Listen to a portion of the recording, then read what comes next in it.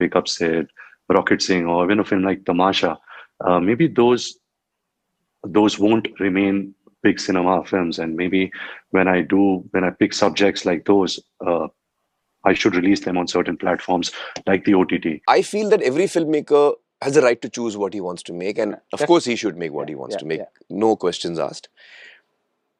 But then we also should be aware that if I'm choosing the subject, it is a niche subject. I must be aware of that. I would like to tell only those stories which a lot of people would like to hear. I did a film on AIDS and being HIV positive.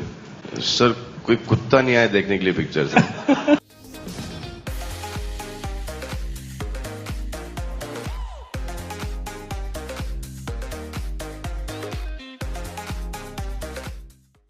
You know, I was watching an interview with Rob from Mad Stuff with Rob that used to air on Pogo, where he did a lot of DIY videos. He was asked in this interaction on why he doesn't revive his show and return back to TV, with the same format that made him so popular. He said a very interesting thing regarding the same, and I feel it reflects on how we think about movies that we saw in our childhood and formative years too. The point being that the association that we have with films and why we love them so much in a particular era also reflect on the time we saw them at. The simplicity and the lack of choices that existed then, and when film analysis wasn't as analytical and saturated as it is today. The love that we have for a particular era doesn't necessarily wholly reflect on the content of the film, but the memory associated with it when we watch the film. It begs the question, did we really just produce better films 10 to 15 years ago, or are we just missing our childhood? I would love to know your thoughts regarding the same, as it's an interesting discussion. Do we really want an SRK and Kajol film in 2025, or are we just reminiscing the feeling that they left us with during K3G, that we very well know cannot be recreated? Do we really want Imran Khan to return back to films, or are we just missing the abandon and lack of judgment with which we saw his rom-coms?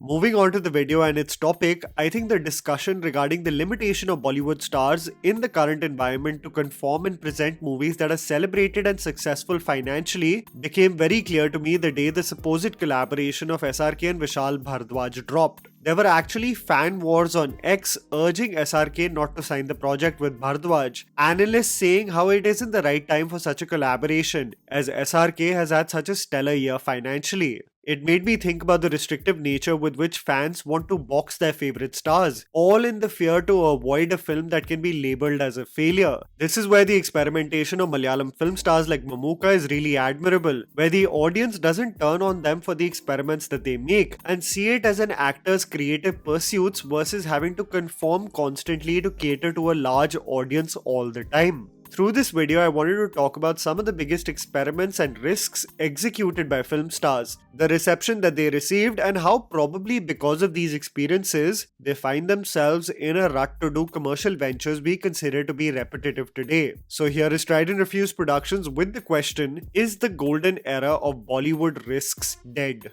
Hrithik Roshan. I was just thinking about Hrithik's phase from 2010 to 2013 as an actor and just the range he presented with his roles. The man went from playing a quadriplegic magician seeking for euthanasia to a heartfelt coming-of-age road movie to recreating one of the most iconic roles from Hindi cinema in probably his most massy role till today, and ended up doing the third installment of his already successful superhero franchise. In just a span of 3 years, we saw a range of genre and pitch that is indescribable. While Guzarish may be Hrithik's biggest risk and turned out to be a financial failure, I think it is his most challenging and riveting role indeed, communicating the aching heart and existence of Ethan Mascarenhas with such effectiveness. While I love Hrithik in Kabil and Vikram Vedha, I think I'll always look back at Guzarish as his biggest risk that deserved way more love. Amir Khan. I think if there is a Bollywood star who has constantly pushed the envelope in providing a new texture to cinema across decades, it has to be Amir Khan. Having an understanding of screenplay and the universal appeal of storytelling like no one else. I think if you want to talk about taking a leap of faith with subjects that audiences are not used to watching, then you have to look at what Amir did in 2001 with Lagan and Dil Chahta Hai. He backed Lagan as a producer when no one did, starred in the film knowing the risk that comes with cinema and its perception of heroes then. All the people who I admire, whether it's Gurudutt, Raj Kapoor, or any of these, V. Shantaram, Bimal Roy, they've taken some very bold steps in their lives when they have chosen difficult films to make. If I admire these people and I want to be like them, then I have to be as bold as them as well. And if you thought that wasn't enough, starred in the same year in a totally fresh coming-of-age story in the form of Dil Chahta Hai. That was as urban and original as Hindi cinema got, not only taking Indian cinema on the global map, but providing a rich new flavor to the kind of films audiences can expect from Bollywood. Backing innovative projects like Peeply Live and Delhi Belly is a testament to the same, and I hope Amir never conforms and goes with his instinctual creative gut as he has for so many years. Ajay Devgn.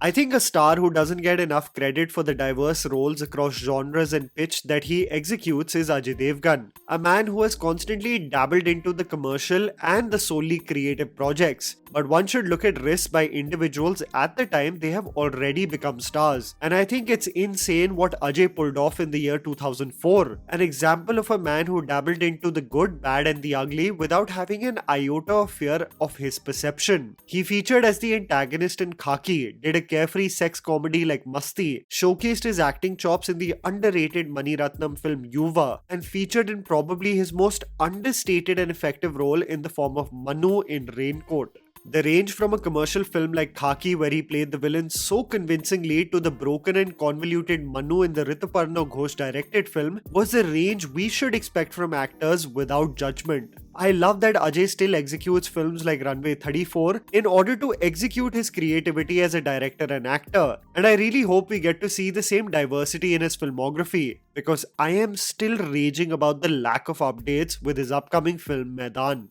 Shah Rukh Khan. You might think I'm going to reference Swades as Shah Rukh Khan's biggest risk that never really got the love that it deserved. But I think from a character standpoint, Shah Rukh has executed much more complex roles that always bear the risk of getting ridiculed or rejected by audiences. While the subject matter of Swades has aged like fine wine, I think it is a risk made by SRK with films like Ashoka, Fan and Zero, where he really put his blood, sweat and tears in providing the audience something truly unique. Producing a period epic when your production company is just at its infancy was such a huge risk. गिरते हैं शहसवारी मैदान जंग में, वो तिफ्न क्या गिरे जो घुटनों के बल चले, which means कि जो घोड़े पे जाते हैं वही नीचे गिरते हैं, वो क्या गिरेंगे जो घुटनों के बल शुरू से चलते हैं. फिर भी दिल हिंदुस्तानी बनाने के बाद हमने अशोका बनाई, तो कोई और अवार्ड मिले ना मिले, हमको ब्रेवरी का अवार्ड तो मिलना ही चाहिए. A double role shedding light on star worship and the insanity that creeps in extracted one of the most dark performances by SRK. While I commend Zero's technical prowess, it is a film from a narrative standpoint that just did not connect with me. And even though SRK is in this phase of entertaining us right now, we loved these spurts of creative surprises that were dispersed in his filmography. Of course, the mass audience thought otherwise. Salman Khan. If there is one actor who has clarity about the kind of movies one should star in, especially if there is an expectation from them as a star, it is Salman Khan. He firmly believes in making films that entertain everyone, and if they do fail financially, he feels that they are simply bad films. With this sentiment that has been consistent throughout his career, I thought it was really brave of the actor to star in a film titled Phir Milenge in 2004 that was directed by Revati. In this film, Salman played the role of Rohit Manchanda, diagnosed with AIDS, and how his life topples upside down, ultimately leading to his death. A strong macho lead in most films, one just did not expect Salman to be this vulnerable and open to a narrative that focuses on such themes. A rarity that I think never will be revisited. Akshay Kumar. Even though they say that Akshay Kumar conforms and goes with the tide dependent on what is working, executing several comedies in the mid-2000s and the patriotic or social message themes in the 2010s, I think Akshay does not really get enough credit for changing his own fate and tide in the late 90s, after delivering close to 14 flops from the period of 1996 to 1999. I think the risk, at least from a character standpoint, that actually became fruitful for Akshay was the 1999 film Janwar, where Akshay played the role of Badshah, who later is known as Bapu, as he leads an honorable life with his adopted son. The dark themes explored in the initial portions of the film, where Akshay leads a life of crime, and the evolution of the character still comes across as one of his most effective character portrayals in a commercial movie. I actually think Akshay in movies where the characters have a more twisted mindset, like in Ajnabi, is still untapped, as I think Akshay would make such a good villain in a big blockbuster movie. A conniving villain played by Akshay in Dhoom 4? Sign me up. Saif Ali Khan. I think one actor who can't help himself but be creatively stimulated to the offbeat throughout his career, especially when he developed such goodwill as a talent, is Saif Ali Khan. I really commend Saif for what he was capable of pulling off in the year 2006, where he not only played the scheming Langda Tyagi in Omkara, but also had a similar eerie presence in the eccentric yet thoroughly entertaining film Being Cyrus. The 2010s, while being erratic for Saif from a financial standpoint, showed us possibly the most exciting range known to anyone. A Race 2 would be followed by a Go Goa Gone. A Phantom would be followed with something like Chef. But nothing in my opinion comes close to the risk he took with Lal Kaptan. Still so vivid in my memory of the world building and characters that Navdeep Singh created, of the abandon with which Saif immersed himself in the role of a Naga Sadhu. Still in my opinion a visual masterpiece that got totally ignored by audiences. While I see Saif in the Fahad Fasil phase of his career right now, where fans are frustrated that Fahad is only doing supporting roles in pan-Indian films rather than the films he was celebrated for in Malayalam cinema, Saif also is now only collaborating in these pan-Indian projects. I hope we do get to see the same wild Saif who went out on the limb to take such crazy risks. Ranbir Kapoor.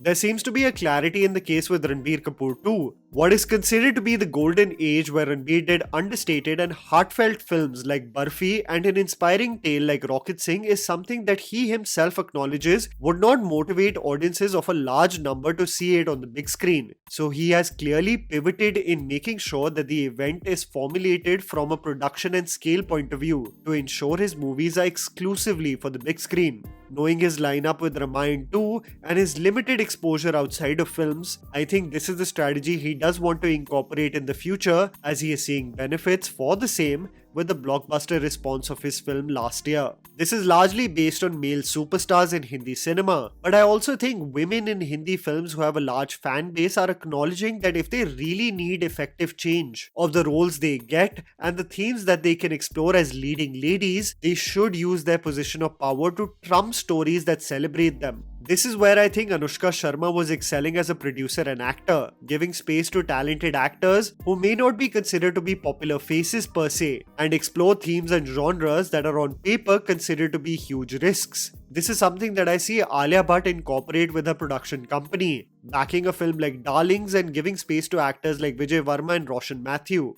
and starring in a project like Jigra with Vasant Bala that allows for an exploration with a mainstream actress which is otherwise not being attempted. This is something that audiences expect from Deepika Padukone too, beyond the success of her blockbusters, to star and back projects like Chapak, so that there is an acknowledgement of the trade that Hindi film actresses are not just going to keep on playing second fiddle to leading men. This is where I think actors like Kangana Ranaut, Vidya Balan, Deepika and Alia were really excelling at in the mid-2010s, hitting it out of the park both critically and financially as solo leads in films. While there seems to be a dearth of the same right now, almost seeming like we had a golden age just a few years ago with female representation in Hindi cinema, I think it's important to learn from actors like Rani Mukherjee, who are still championing stories only meant for the big screen where she is playing a solo lead, and ensuring that these kind of stories simply do not get reduced to streaming services. It definitely is a tricky time to be at the movies, and I would love to know your thoughts on the lack of risks and the pressure that comes with box office failures on the same of our biggest stars in Bollywood.